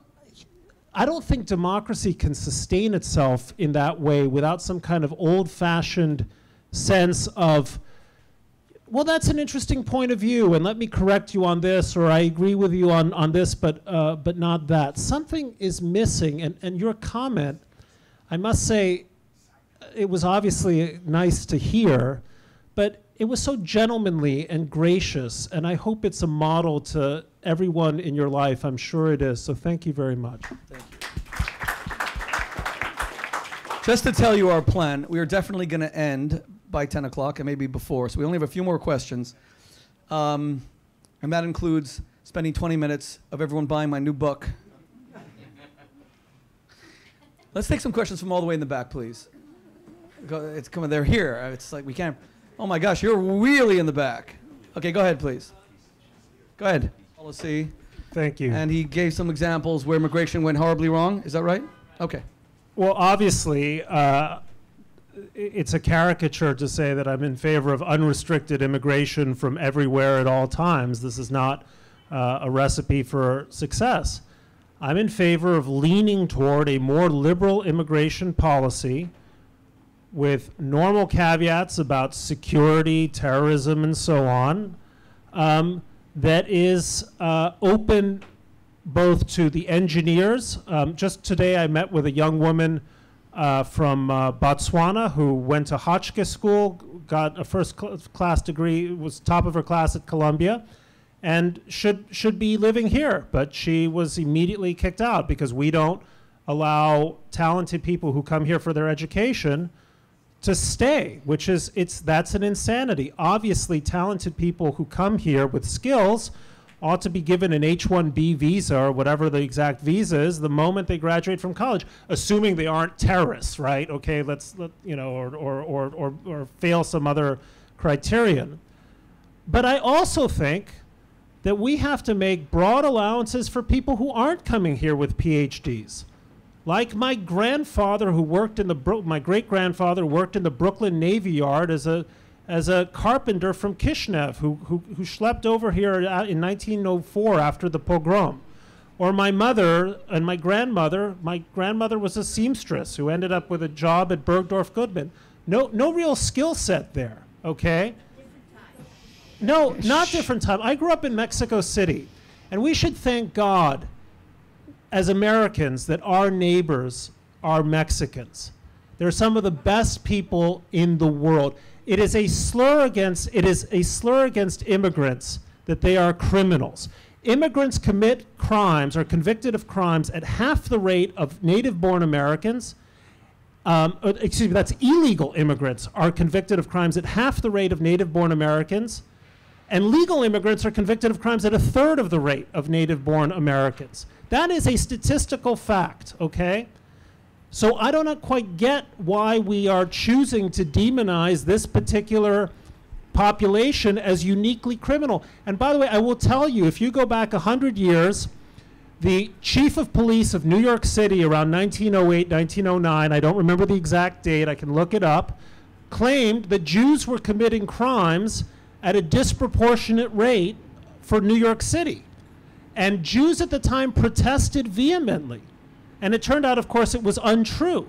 I mean, there were Jewish criminals 120 years ago. There was Jewish prostitution, there were Jewish mafiosi, and so on. But thank God America had the wisdom to say these people coming to us from Bessarabia and from Poland and from Russia, they're the future of our country. And within a generation, they were Jonas Salk and everyone else. So thank God the forefathers, the founders of this country, believed that this country benefits on net from immigration, that immigrants are an asset, not a liability.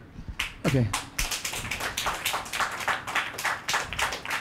You can't make this up, that there's suddenly, they are there's like a tank outside digging up our road. You can't make this up. But I just want to remind everyone, because I'm reading this book right now. I've read a lot of the subject. I'm reading a brand new book called Rescue Board. And as I said, it's largely about how the American immigration policy was such that the Jews couldn't get in. we didn't know Breckinridge Long was an anti-Semite. The argument was that a lot of Jews or unrestricted immigration would lead to spies coming in from Germany. And there were a lot of prejudice against Jews back then as well. Bret said they were not, Eastern European Jews were not seen as very educated or skilled. And at the Avion conference, where we thought that this could finally be addressed and that countries would take in immigrants, one of the great fears was that you're going to bring in Jewish immigrants from Europe and that you're going to have to support them, that they will not support themselves. So therefore, the Jewish community has to really examine the immigration issue and be moral on it, given our history. There are things that, in the same way I said before, poison gas in Syria really means something to me, given my people. The immigration issue means a lot for the same reason, given my people. When I was my wife and I went to Munich. I was a scholar in residence for the community there, not long ago. I was actually surprised. The Jewish community in Germany, and Bret knows more about this than even me because his wife is from Germany, they are very liberal politically. But on the immigration issue, I was amazed to hear how many people were opposed to Merkel bringing in 1 million Syrian immigrants amidst the history of German Jews not being able to get out for Hitler because of the wave of attacks against Jews. So that's, on the one hand, I hear that. On the other hand, if people are facing genocide, it's the Jewish community who has to be the most vocal. It's a very complex issue, therefore. But the point I'm making is that we, the Jews, have to see that issue through the prism of our experience so that we can be a voice for life. And you need to think about that. And I'll also say that Bret wrote a column about Mexico and about Mexicans and immigration when he was at the Wall Street Journal about 2 or 3 years ago. I remember it very well. And I wrote to you at that time, and I said that it was such an important column. And I think your voice on this is extremely important. We're going to take 2 last questions. I'm pretty sure they probably towed all of our cars, right? What a thing to discover in the middle of a discussion. We're going to have 2 last questions, please. I don't think that the immigration problem is necessarily the Mexicans. I think that's a distraction. Trump was very honest when he spoke about the Trojan horse, and they are blatantly talking about death to America and death to Israel, and that's not being addressed. Everyone is talking about the Mexican or the Latinos. They're not harming anybody. But when somebody is blatantly saying death to America, and they have conquered 57 countries with hundreds and millions being slaughtered, why aren't we talking about that? Why are we afraid of them? Is the deep state filled up with, white Muslim Brotherhood also? I don't know, but they're running the show. Trump isn't running the show. I voted for him, and I have 30 years of him in real estate, and I have no regard for his character. I know too much. But I voted for him because I believe that the Trojan horse is a danger to the Jews and to America. So this point gets, we should recognize, okay, when Trump is talking about immigrants, okay, he's also talking about rapists, criminals, and, oh, by the way, some good people. He's talking about the southern border, all right? That's what this is about. Now, obviously, okay, there's no need to caricature any arguments. If I'm not advocating an Angela Merkel-style immigration policy of bringing in 1 million people from Syria with no security vetting and no question about what their values are or whether those. Let me finish. Nobody's talking about that, okay, when we're talking about immigration policy, all right? What we're talking about is a broad view that immigrants, especially from Latin America, are a problem for the United States. And I think that the Syrian question is a distraction because even under the most extravagant scenarios, not that many Syrians were going to be coming to the United States, all right? Now, obviously, you can't accept anyone who has possible terrorist ties or extremist ties to come into this country. It's not even worth arguing. It's so clear. But you bring up something, you talked about the deep state, and I'm glad you did, okay? There is no such thing as a deep state, okay? None. there is a deep state, or there was a deep state in Turkey. Let me finish. Let him finish. We're running out of time. We're really running out of time. No, but now. that's important that everyone uses this term deep state. There is a shadow deep state in Turkey. There was, and now there's a new one. There's a deep state in Russia. There are deep states in various totalitarian countries. But the FBI is not a deep state. Okay, the Justice Department is not a deep state. These are bureaucrats, and some of them are liberals, and some of them do this and that in the ordinary course of normal bureaucratic politics. But that is not a conspiracy within government trying to harm the American people. And it's precisely this, and I'm glad you raised it, because it brings back and in a way crystallizes what I so worry about when it comes to Trump, which is the proclivity towards conspiracy thinking, both his own and the conspiracy thinking that he encourages. Okay, and uses. Because what is anti-Semitism? Anti-Semitism is two things. It's a prejudice, but it's also a conspiracy theory. It's not just saying, I hate Jews because they're greedy or whatever, okay? It's someone controls the world. Someone is controlling the world and screwing the little guy over. And who is that person? Oh, it's the bankers. It's the globalists. It's the liberal academia. And who do I think of when I think of bankers, globalists, and liberal academia? Well, it's not a very far leap for many people so inclined to say, it's the Jews. And there's a reason why people like Richard Spencer and so many other right-wing extremists were attracted to Trump's candidacy, because they felt that he had sort of, in his way, uncovered or half uncovered what they know, what they claim to know, which is that the Jews control the world, and they're controlling the world to screw over, the working man or the white man or whatever. And so that instinct to sort of create a mindset of conspiracy thinking, an illiberal instinct, is what ought to also worry us as Jews. Because when there's a conspiracy afoot in the world, it might be the Freemasons and it might be the Rotarian Club, but by and large it usually ends up being the Jews. And we should beware of that thinking, especially when it infects our own. Okay. We're running out of time. It's actually difficult for me to concentrate when I think that 3 of our cars were just towed. Because you're saying that we're going from deep state to automatically protocols of the elders of Zion. I could easily say that the problem with, just a moment please, I could easily say the problem with the liberal left wing,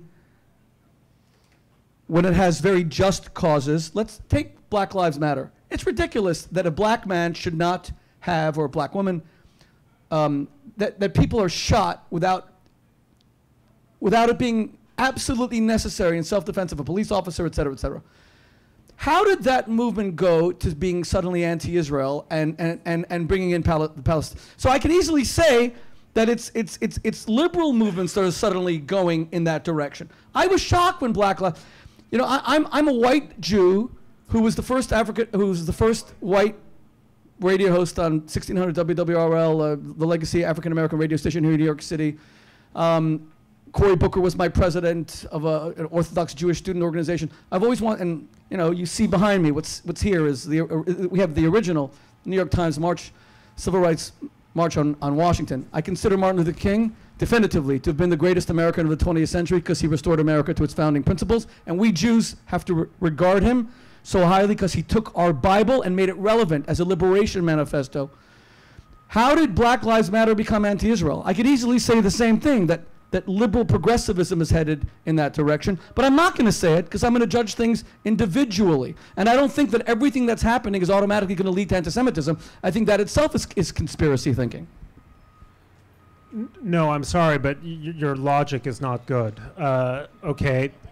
No, it's not, for the following reason. Because it is objectively bad for the President of the United States to demonize hardworking career officials, including his own appointees in the Justice Department, and treat them as if they're conspiratorial agents working against the interests of the American people. That is wrong, irrespective of any connection, however tenuous, to anti-Semitism. No American president, no chief executive of the United States should spend his time pretending that there's some kind of grand conspiracy by Rod Rosenstein, of all people, a Republican whom he appointed, to corrupt justice, at least certainly not without extraordinarily high level of proof, because the last time we heard that, the guy who was saying it was Joe McCarthy. And at least he was just one senator from Wisconsin, not the president of the United States. That's extraordinary. And I'm not saying, by the way, I do not believe it. Trump is an anti-Semite by any stretch of the imagination. I think it is an absurd suggestion. But when you plant the seeds of conspiracy thinking and make it mainstream, it becomes dangerous, because ultimately, and when you say the international bankers are against you and the globalists are against you, it is going to give lots of people ideas in their own mind as to who those international bankers and globalists really are. Even if Trump does not for 1 second intend to say, oh, the Jews do it, because he's too dim to understand the connection, all right? Lots of people will hear that. And that is wrong, and it should concern us. Again, I am not saying... You can say it's wrong for its own right, not because it's going to lead to anti-Semitism. It is wrong in its own right, and it happens to contribute to the kind of thinking which too often leads to anti-Semitism. Okay, one second. We're really out of time. But I do just need to respond very briefly. Look, Trump has been accused of anti-Semitism.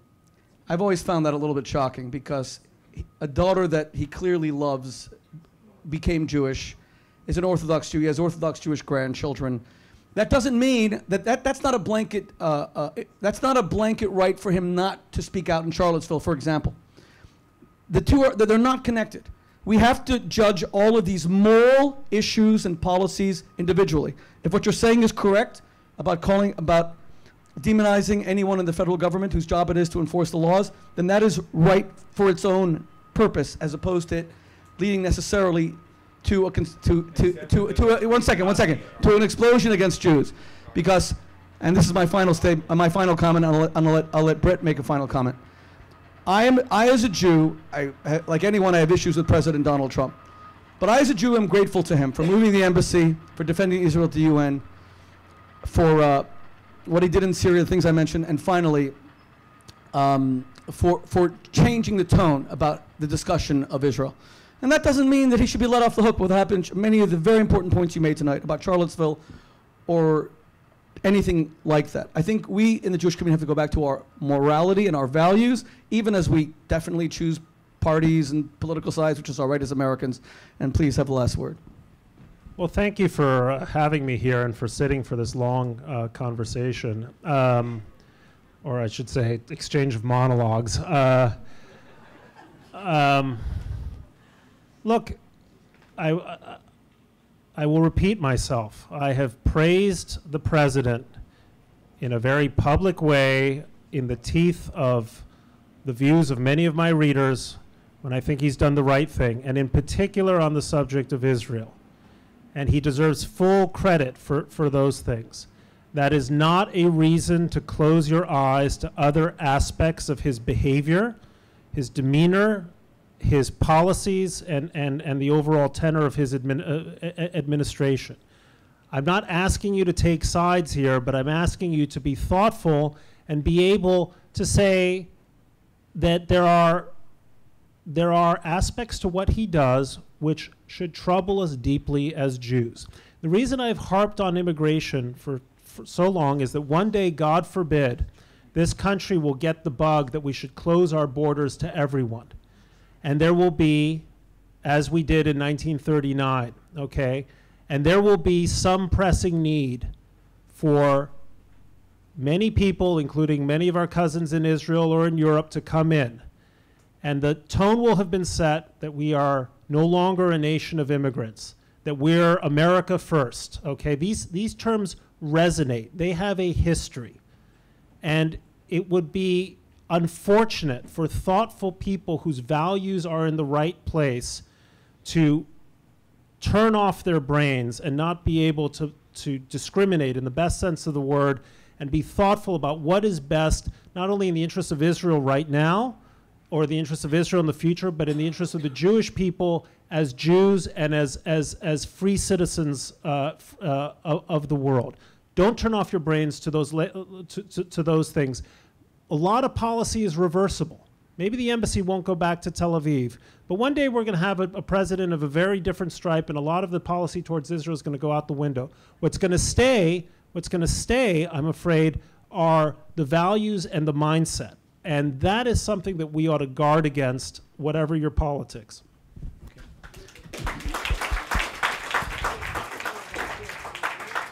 I need just 30 seconds now. Ladies and gentlemen, first and foremost, I want to thank my very dear friend, Bret Stephens, for being here tonight. I can tell you, Bret has a very demanding lecture schedule, writing schedule, broadcast schedule, and any evening he gives up is a really big deal. And when I called him a few weeks ago and said, let's do this, and he was just finding a date was hard, and I remain your loving friend with the highest respect for you, and God bless you for everything you do for the Jewish people, for America, and to make all of us think as you did tonight. Let me also say that tonight was a very important conversation, and I hope you'll all go away feeling enriched, even as we agree and disagree. And we make these events, usually often we don't even charge these events. We make them cheap so that we can just cover some advertising and expenses. So whoever could help, just help us put away the chairs, et cetera. There aren't a lot of staff to do it. Whoever could spend a few minutes, that would really help us. We could do more events. The next event is probably going to be Sean Spicer talking about his new book. That'll be interesting. He was at our dinner, but he has a book coming out. Anyway, we want people from the left, from the right, from every persuasion. We want to engage in conversation and speak about Jewish values and speak about global values and make America a more values-based society. And for those, finally, who are interested, I have to show this to you one more time. Oh, this is your copy. My new book, Lust for Love, co-authored with Pamela Anderson. Make love, not war. God bless you all. Whoever can help us, please do. Thank you.